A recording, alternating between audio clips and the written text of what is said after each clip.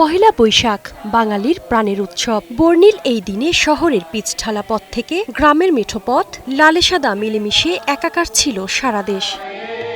বর্ণাঢ্য আয়োজনে চট্টগ্রামের কাজিরদেউরি এলাকায় হয় বৈশাখী শোভাযাত্রা। এর উদ্বোধন করেন ভূমি মন্ত্রণালয় ও পার্বত্য চট্টগ্রাম বিষয়ক মন্ত্রণালয়ের প্রতিমন্ত্রী ব্যারিস্টার মীর মোহাম্মদ হেলাল উদ্দিন। লালসাদার আবেশে ঢাকঢোলের তালে প্রাণচঞ্চল ছিল সমুদ্রকন্যা কক্সবাজার। সুগন্ধা পয়েন্ট থেকে বের করা হয় বর্ণিল বৈশাখী শোভাযাত্রা।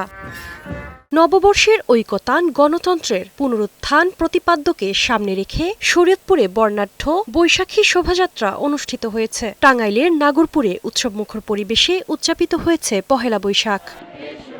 শেরপুরের নালিতাবাড়িতে সনাতন ধর্মাবলম্বীদের চড়ক পূজা ও মেলা অনুষ্ঠিত হয়েছে। দেশ ও জাতির মঙ্গল কামনায় এ এলাকার সনাতন ধর্মাবলম্বীরা প্রতিবছর এ চড়ক পূজার আয়োজন করে। ছিল গ্রামীণ মেলাও।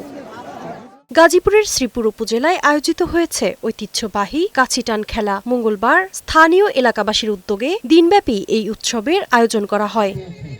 মাদারীপুরের শিবচরে গ্রাম বাংলার ঐতিহ্যবাহী দাঁড়িয়াবান্ধা খেলা অনুষ্ঠিত হয়েছে। খেলা দেখতে মাঠের দুই পাশে ছিল দর্শনার্থীদের উপচে পড়া ভিড়। এছাড়াও সারা দেশে নানা আয়োজনে বরণ করে নেওয়া হয়েছে বাংলার নতুন বছরকে। শারমিন রিমি, বৈশাখী সংবাদ।